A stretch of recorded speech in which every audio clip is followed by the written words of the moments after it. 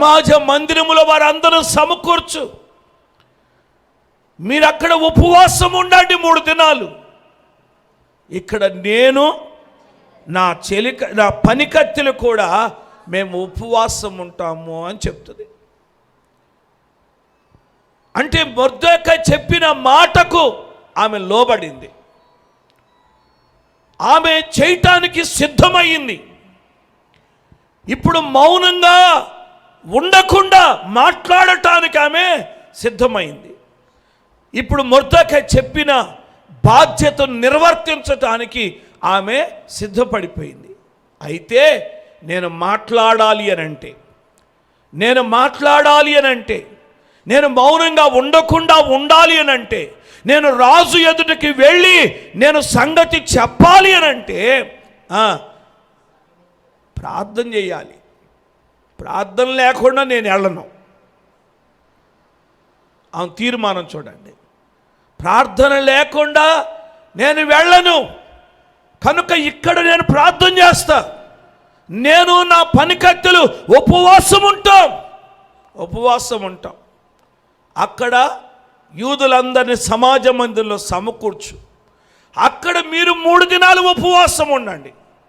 అదైనా ప్రార్థన అనే మాట కూడా కనపడదు అక్కడ. అదైనా ఉపవాసం ఉండండి అని అంటాడు. కొంతమంది ప్రార్థన చేయరు, ఏం చేయరు, ఉపవాసం మాత్రం ఉంటారు. స్తోత్రం, హల్లెలూయా. కానీ వాక్యం చెప్తుంది, మీరు ఉపవాసం ఉన్నప్పుడు మీరేం చేయాలి అని ఉంది వాక్యంలో. స్తోత్రం చెప్పండి. అక్కడ ఉపవాసం అనే ఉంది, ప్రార్థన అని లేదు. కనుక ఎస్తేరులాగా ఉపవాసం మాత్రం ఉండి ప్రార్థన చేయకుండా ఉంటే, స్తోత్రం, హల్లెలూయా అండి. చాలామంది ఆలోచన ఇదే, చాలామంది వాదన ఇదే. అక్కడ ఉపవాసము అని మాత్రమే ఉంది, ఉపవాస ప్రార్థన అని లేదు. కనుక ప్రార్థన చేయాల్సిన అవసరం లేదు, ఉపవాసం మాత్రం ఉంటే ఉండొచ్చు, కానీ ప్రార్థన మాత్రం అవసరం లేదు అన్నట్టుగా కొందరు మాట్లాడుతున్నారు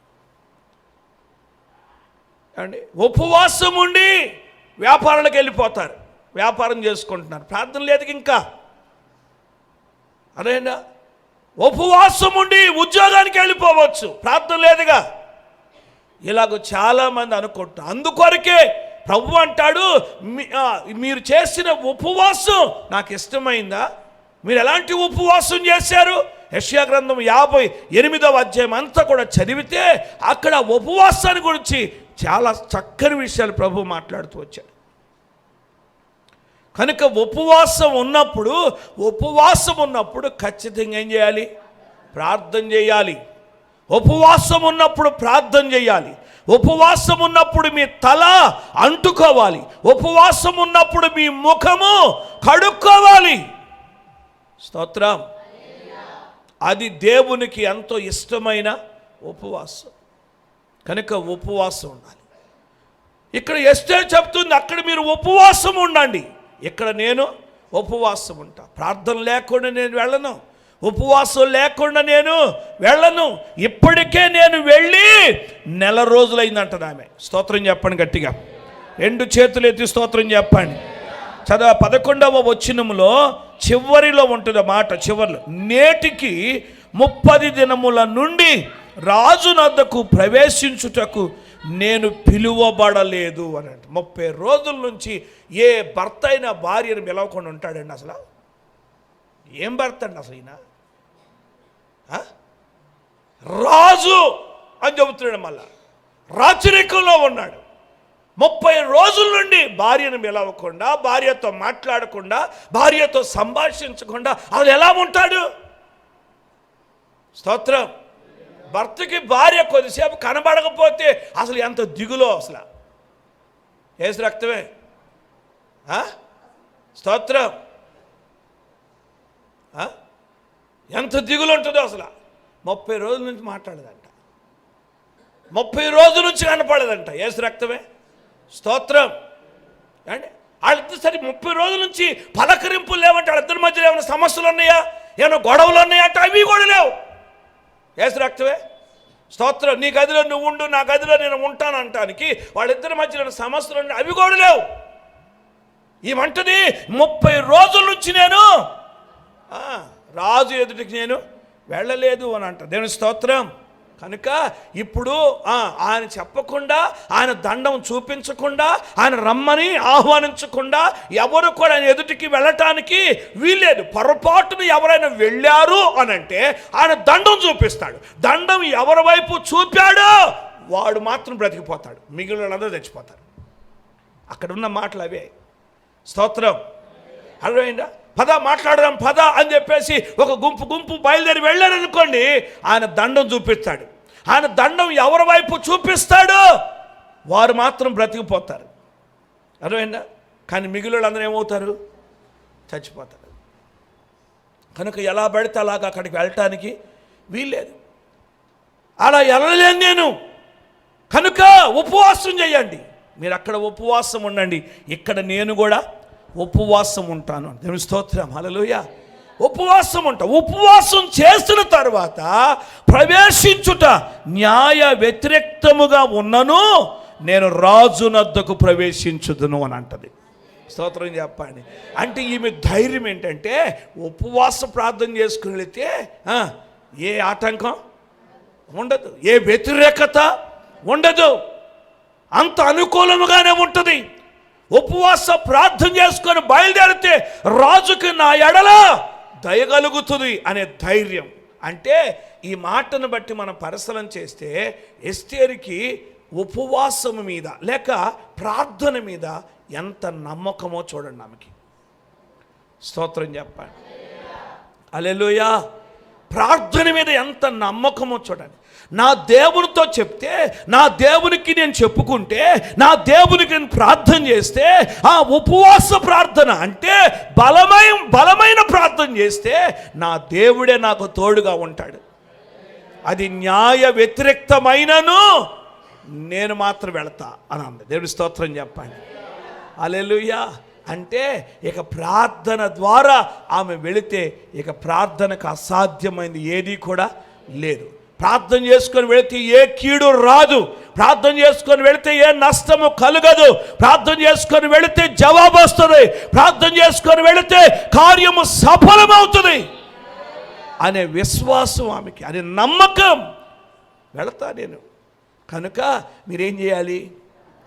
ఉపవాసం ఉండండి, ప్రార్థన చేయండి అని ఆమె మొర్దెకైకి వర్తమానం పంపించింది. స్తోత్రం చెప్తారా? కొంచెం గట్టిగా స్తోత్రం చెప్తారా? హల్లెలూయా, హల్లెలూయా. అందుకే మనం చూస్తాము ఆమె అంటది, నేను నశించిపోతా, కానీ యూదులు మాత్రం నశించకూడదు అనేది ఆమె యొక్క కాన్సెప్ట్ అనమాట, ఆమె యొక్క ఉద్దేశం అది. నేను వెళతాను రాజు యొద్దకి, న్యాయ వ్యతిరేక్తముగా ఉన్నా సరే నేను వెళతా, నశించితే నేను నశించిపోతా, కానీ యూదులు మాత్రం నశించకూడదు. స్తోత్రం చెప్పండి. హల్లెలూయా. ఈ మాటలకు గొప్ప నమ్మకం అండి. హల్లెలూయా. గొప్ప నమ్మకం. అన్నాడు షడ్రకు మేషకు అబేద్నెగోలు అన్నారుగా, మా దేవుడు రక్షించడానికి సమర్థుడు. ఒకవేళ రక్షించకపోయినా పర్వాలా, మేము మాత్రం మొరక్కం అన్నారు. దేవునికి స్తోత్రం. ఇప్పుడు ఈమంటది, నేను నశించిపోయినా పర్వాలేదు, కానీ నేను మాత్రం రాజు ఎదుటికి వెళతానంటది. నేను ఆయన ఎదుటికి వెళ్ళి నిలబడతానంటది. న్యాయ వ్యతిరేక్తమైనప్పటికీ నేను ఆయన వద్దకు వెళ్ళి నిలబడతాను. కానీ ముందేం చేయాలి? మీరు ప్రార్థన చేయాలి. నేను కూడా ప్రార్థన చేస్తా, మీరు ప్రార్థన చేయండి, నేను కూడా ప్రార్థన చేస్తాను. నా పని కత్తెలు కూడా ప్రార్థన చేస్తారు. అందరం ప్రార్థన చేసి వెళదాం. యేసు రక్తమే. అందరూ ప్రార్థన చేయండి, నేనే వెళ్తాను. స్తోత్రం. ఇప్పుడు సంఘం అంతటిని మొర్దెకై సమకూర్చాడు. సమాజ మందిరంలో సంఘమంతా, యూదా సమాజమంతా కూడా సమాజ మందిరంలో కూడుకున్నారు. సంఘమంతా ప్రార్థన చేస్తున్నారు, సంఘమంతా మొరపెడుతున్నారు, సంఘమంతా కన్నీరు కారుస్తున్నారు, సంఘమంతా గోనెపట్ట కట్టుకున్నారు, సంఘమంతా ఉపవాసం ఉన్నారు, అత్యాశక్తితో ప్రార్థన చేస్తూ ఉన్నారు, మొర్రపెట్టారు. దేవునికి స్తోత్రం. హల్లెలూయా. అలాగూ మొర్రపెట్టి ప్రార్థన చేసిన తర్వాత ఎస్తేరు బయలుదేరి వెళ్ళింది రాజు. దేవుని స్తోత్రం చెప్పండి. కనుక సంఘ ప్రార్థన చాలా శక్తివంతమైంది, సంఘ ప్రార్థన చాలా బలమైంది. మనకు మన వ్యక్తిగత జీవితాలకు మన ప్రార్థన సరిపోదు. మన జీవితాల కొరకు మన సంఘ ప్రార్థన అవసరం. మన కుటుంబానికి మన కుటుంబ ప్రార్థన మాత్రమే సరిపోదు, మన కుటుంబానికి సంఘ ప్రార్థన అవసరం. హల్లెలూయా. బంధింపబడిన వారి విడుదల కొరకు వారి ప్రార్థన సరిపోదు, సంఘ ప్రార్థన అవసరం. స్తోత్రం చెప్పండి గట్టిగా. హల్లెలూయా. దేశం మార్పు చెందాలి అని అంటే, నశించిపోతున్న ఆత్మల రక్షణ పొందాలంటే మన ప్రార్థన సరిపోదు, సంఘమంతా కూడి ప్రార్థన చేయాలి, మొరపెట్టాలి. అలా ప్రార్థన చేసినప్పుడు ఆ ప్రార్థన బలమైందిగా ఉంటుంది. పేతురు చెరసాల్లో ఉన్నప్పుడు సంఘమంతా అత్యాశక్తితో ప్రార్థన చేశారు. సంఘమంతా అత్యాశక్తితో ప్రార్థన చేస్తే, ఇక్కడ సంఘం ప్రార్థన చేస్తుంటే అక్కడ సంఖ్యలు విడిపోయాయి. స్తోత్రం చెప్పండి గట్టిగా. ఇక్కడ సంఘం ప్రార్థన చేస్తుంటే దూత అక్కడికి వచ్చేసాడు పేతురు దగ్గరికి. పేతురు నిద్రపోతున్నా హాయిగా. ఏసు రక్తమే రెస్ట్ దొరికింది అనుకున్నాడేమో, బెస్ట్గా పడుకున్నాడు. ఏసు రక్తమే. స్తోత్రం. హల్లెలూయా. ఇక పరిచర్య చేసే పనేమీ లేదు. ఇప్పుడు దాకా తిరిగి తిరిగి చేసి చేసి అలసిపోయిన ఆడి చేత తిట్టించుకొని ఈడి చేత తిట్టించుకొని, ఆడి చేత కొట్టించుకొని ఈడి చేత కొట్టించుకొని, నిందలు అవమానాలు అన్నీ భరించి ఇక్కడికి వచ్చి పడ్డానులే, ఇప్పుడన్నా కొంచెం రెస్ట్ తీసుకుందాం, నెమ్మదిగా ఉందాం అనుకుని నిద్రపోతున్నాడు ఆయన. ఏసు రక్తమే. స్తోత్రం చెప్పండి. హల్లెలూయా. పేతురు మాత్రం ప్రశాంతంగా నిద్రపోతున్నాడు. పౌలు శీలను చెరసాల్లో వేస్తే వాళ్ళకి అసలు నిద్ర లేదు అండి. వాళ్ళేమో రాత్రంతా పాటలు పాడతాయి. ఏసు రక్తమే. స్తోత్రం. శ్రమలో కూడా నిద్రపోతున్నాడు అంటే పేతురుకి ధైర్యాలు అనుకోలేక. ఏసు రక్తమే. ఏమండి, నిద్రపోతున్నాడు ఆయన. సంఘమేమో అత్యాశక్తితో ప్రార్థన చేస్తుంది. సంఘం అత్యాశక్తితో ప్రార్థన చేస్తుంటే ఆ ప్రార్థన ప్రభువు విన్నాడు, తన దూతను పంపించేశాడు. దేవుని స్తోత్రం. నా సంఘం ప్రార్థన చేస్తుంది, నా సంఘం కన్నీరు కారుస్తుంది, నా సంఘం అంగులారుస్తుంది, ఇదిగో త్వరగా వెళ్ళిపో చెరసాల్లోకి అని చెప్పి దూతను పంపితే, ఆ దూత వచ్చి చెరసాల్లో నిద్రపోతున్న పేతుర్ని తట్టాడు. అంతే. అలా తట్టాడో లేదో తన సంఖ్యలు విడిపోయినంట. దేవునికి స్తోత్రం చెప్పు. హల్లెలూయా. సంఖ్యలు విడిపోగానే కళ్ళు తెచ్చి చూశాడు. చూస్తే ఎదురుగా దూతున్నాడు. లే, దూత చెప్తున్నాడు, పేతురు లేచి నీ నడుము కట్టుకొని నీ చెప్పులు తొడుక్కొని బయలుదేరన్నాడు. దేవుని స్తోత్రం చెప్పండి. ఇక హల్లెలూయా. ఇక పేతురు లేచాడు, నడుము కట్టుకున్నాడు, చెప్పులు తొడుక్కున్నాడు, బయలుదేరి ఆయన బయటికి వస్తా ఉన్నాడు. ఆయన ఎదురుగా ఉన్న ఇనుప గవిని తెరుచుకుంది. దేవుని స్తోత్రం చెప్పాలి. దాని అంతటికి అదే తెరుచుకుంది. దేవుని స్తోత్రం. హల్లెలూయా. దాన్ని ఎవరు తీయలేదు. స్తోత్రం అండి. అంత పెద్ద గేటు ఇనుప గవిని దాని అంతటికి అదే తెరుచుకుంది. పేతురు వెళ్ళిపోయాడు. ఎక్కడికి వెళ్ళాడు? ఇంటికి వెళ్ళా. దేవుని స్తోత్రం. అక్కడ దూత నన్ను సరిగ్గా నిద్రపోని లేదు, ఏదో నేను రెస్ట్ తీసుకుందామని పడుకుంటే వచ్చి నన్ను లేపి వెళ్ళమన్నాడు. ఇక్కడ నన్ను సరిగ్గా నిద్రపోని లేదు, ఇంటికన్నా వెళ్ళి నిద్రపోదామని ఇంటికి వెళ్ళా ఆయన. స్తోత్రం. ఎక్కడికి వెళ్ళాడు? సంఘం ప్రార్థన చేస్తుంది. హల్లెలూయా. వాళ్ళ ప్రార్థన చేస్తాడు, నాకు నిద్ర ఎడబట్టింది. అసలు వాళ్ళ ప్రార్థన చేస్తుంటే నన్ను నిద్ర ఎందుకు పోనెత్తాడు దేవుడు? యేసు రక్తమే. స్తోత్రం. హల్లెలూయా.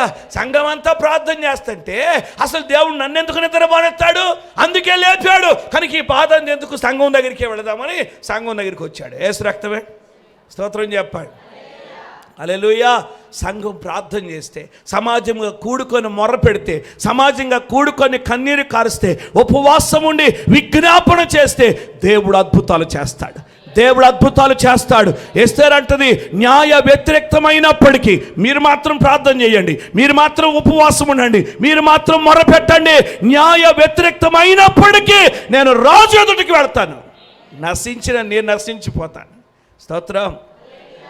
ఏమండి, ఎంత ధైర్యమో చూడండి.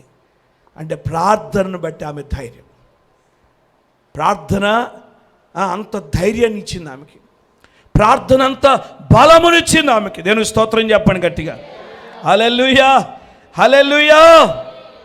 అలాగ ప్రార్థన చేసుకుంది. రాజు ఎదుటికి వెళతానన్నట్టుగానే 17వ వచనంలో అటువలనే మొర్దెకై బయలుదేరి ఎస్తేరు తనకు ఆజ్ఞాపించిన అంతటి ప్రకారము జరిగించాను. స్తోత్రం చెప్పండి. హల్లెలూయా. ఎస్తేరు తనకి ఏమి ఆజ్ఞాపించిందో ఆ ఆజ్ఞ అంతటి ప్రకారం జరిగించాడు. స్తోత్రం. హల్లెలూయా. అంటే మొర్దెకై కూడా ఎస్తేరు చెప్పిన మాటకు లోబడ్డాడు, విన్నాడు మాట. స్తోత్రం. హల్లెలూయా. నేను ప్రార్థన చేసేటి ఏంటమ్మా, వెళ్ళి మాట్లాడిపో అని అనలా. నువ్వు రానివి కదా, వెళ్ళు మాట్లాడిపో అని చెప్పేసి అనలా. ఎస్తేరు ఏమైతే సమాచారం పంపించిందో దాని ప్రకారం మొర్దెకై చేశాడు. అంటే మొర్దెకై ఉపవాసం ఉన్నాడు, ప్రార్థన చేశాడు. యూదులందరూ సమాజమందులో కూడుకున్నారు, వారు ప్రార్థన చేశారు. ఎస్తేరు అంతఃపురంలో ప్రార్థన చేసింది, తన పనికత్తెలు కూడా ప్రార్థన చేశారు. స్తోత్రం చెప్పండి. హల్లెలూయా.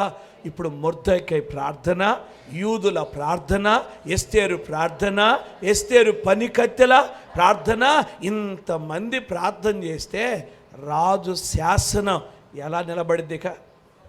స్తోత్రం. హల్లెలూయా. హల్లెలూయా. కనుక దేవుడు గొప్ప కార్యం చేయటానికి ఆయన ఈ ప్రార్థన అనుభవంలోనికి నడిపించారు. స్తోత్రం చెప్పండి. శత్రు దేశంలో ఉన్న మేము హాయిగా ఉన్నామని చెప్పి వీళ్ళ ప్రార్థన అంతా కూడా మర్చిపోయారు వీళ్ళు. ప్రార్థన లేదు ఇంకాళ్ళకి. అందుకని మరలా మోకాళ్ళు వేసేటట్టు చేశాడు, మరలా నోరు తెరిచి స్తుతించేటట్టు చేశాడు, ప్రార్థన చేసేటట్టు చేశాడు. వంగని మోకాళ్ళని ఆయన ఎదుట వంగిపోనని చెప్పాడుగా. స్తోత్రం. హల్లెలూయా. ఇప్పుడు వంగేటట్టు చేశాడు. ప్రార్థన లేకపోతే మనం ఏమీ చేయలేము. కనుక ప్రార్థన మర్చిపోవద్దు. ప్రార్థన ఎంతైనా అవసరం అనే సంగతిని వాళ్ళకి జ్ఞాపకం చేయటానికే, ప్రార్థన అనుభవంలో నడిపించటానికే ముందు మొర్దెకైని కఠినపరిచాడు, ఆ తర్వాత హామాన్ని కఠినపరిచాడు, ఆ తర్వాత ఉరికమ్మని సిద్ధం చేశాడు.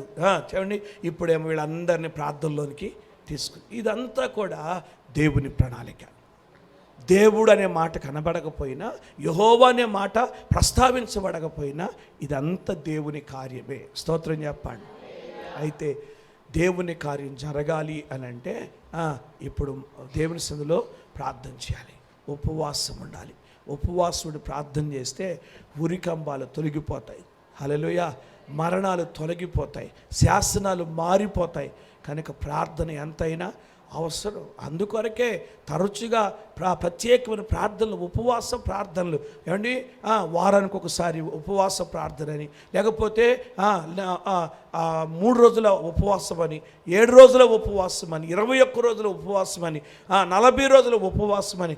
ఎందుకు ఇన్ని ఉపవాసాలంటే ఈ ఉపవాస ప్రార్థన ద్వారానే గొప్ప కార్యం మనము చూడగలుగుతాం. కనుక అందుకొరకే వారి ఉపవాసం, ఏమండి, ఎస్తేరు ఉపవాసం, మొర్దెకై ఉపవాసం, యూదుల ఉపవాసం, పనికత్తెల ఉపవాసం ఎంత శక్తివంతమైందో మనం జరిగిన కార్యాన్ని బట్టి గ్రహించాలి. కనుక మన ప్రార్థన కూడా ప్రభు వింటాడు. ఆయన మనల్ని మర్చిపోయేవాడు కాదు, ఆయన మనం దాటిపోయేవాడు కాదు. అద్భుతమైన కార్యాలైనా జరిగిస్తాడు అని చెప్పి దేవుని వాక్యాన్ని బట్టి గ్రహించాలి. కనుక ప్రార్థన చేద్దాం. అయ్యా, ఉపవాస ప్రార్థన అనుభవాన్ని నేను కూడా కలిగి ఉండాలి. నా మోకాళ్ళు వంగలేకపోతున్నాయేమో, నా నాలుక స్తుతించలేకపోతుందేమో, నేను ఉపవాసం ఉండలేకపోతున్నానేమో, ప్రార్థన చేయలేకపోతున్నానేమో. అయ్యా, యూదులయ్యా, మొర్దెకై, అలాగే ఎస్తేరు అయ్యా, శ్రమ వచ్చినప్పుడు వెంటనే వారు ఉపవాసం ఉండి ప్రార్థన చేశారు. కనుక ఈ అనుభవం ఎంతైనా అవసరమని ప్రభు మనతో మాట్లాడుతున్నాడు. కనుక మనం కూడా ప్రార్థన చేద్దాం. అయ్యా, ఈ ప్రార్థన అనుభవంలో నన్ను నడిపించు అని అందరూ కూడా ప్రార్థన చేయండి. అందరూ తల్ల వంచండి, కళ్ళు మూసుకోనండి, ప్రార్థన చేసుకుందాం. హల్లెలూయా, హల్లెలూయా, హల్లెలూయా. గొప్ప దేవా, మీకు స్తోత్రమయ్యా, స్తోత్రమయ్యా. పరిశుద్ధుడా, మీకు స్తోత్రాలు. చెప్పండి, అందరూ కూడా దేవునికి స్తుతులు చెప్పాలి. అందరూ కూడా దేవునికి స్తుతులు చెప్పాలి. ఎవరు కూడా మౌనంగా ఉండద్దు, ఎవరు అనాలోచనగా ఉండద్దు. ప్రార్థన చేద్దాం. ఉపవాస ప్రార్థన చాలా శక్తివంతమైంది, ఉపవాస ప్రార్థన చాలా బలమైంది. సమాజముగా కూడుకోవాలి, సమాజ మందిరములోనికి రావాలి, దేవుని మందిరంలోనికి రావాలి. యూదులందరూ దేవుని మందిరానికి వచ్చి ప్రార్థన చేయాలి. ఇక్కడ ప్రార్థన చేస్తుంటే శక్తివంతమైన ప్రార్థనగా మారిపోతుంది, ఇక్కడ బలమైన ప్రార్థనగా మారుతుంది. ఇక్కడ ఆత్మ కార్యం ఇక్కడ జరుగుతుంది. పరిశుద్ధాత్మను ఎక్కడ ప్రార్థన చేయగలుగుతాం, పరిశుద్ధాత్మలు ఎక్కడ మూలగలుగుతాం, పరిశుద్ధాత్మ చేత మన తల అంటబడుతుంది, పరిశుద్ధాత్మలో మనం ప్రార్థన చేయగలుగుతాం, అన్య భాషల్లో ప్రార్థన చేయగలుగుతాం, ప్రవచనాలు ఎత్తగలుగుతాం. ఇక్కడ సమాజంగా కూడుకొని చేసే ప్రార్థన చాలా శక్తివంతమైంది, చాలా శక్తివంతమైంది, చాలా బలమైంది. ఎస్తేరు కూడా ఒంటరిగా ప్రార్థన చేస్తాను అంటలేదు, నా పనికత్తెలు కూడా ఉంటారు ఉపవాసం, అందరం కలిసి ప్రార్థన చేస్తారంటున్నారు. కనుక ప్రార్థన చేయి, ప్రభు నీ పట్ల గొప్ప కార్యం చేస్తాడు. సంఘంలో చేసే ప్రార్థన, సమాజంగా కూడుకొని చేసే ప్రార్థన ఎంతో శక్తివంతమైంది. ప్రభు గొప్ప కార్యం చేస్తాడు. ఉరికంబాలు తొలగిస్తాడు, మరణాన్ని దూరపరుస్తాడు, మరణపు ముళ్ళు విరిచివేస్తాడు, శాసనాలు మార్చివేస్తాడు. ఉపవాస ప్రార్థన ద్వారా శాసనాలు మారిపోతాయి, ప్రతికూల పరిస్థితులన్నీ కొట్టివేయబడతాయి. దేవుడు గొప్ప విడుదలిస్తాడు, నీ సంఖ్యలు విడిపోతాయి, నీ బంధకాలు విడిపోతాయి.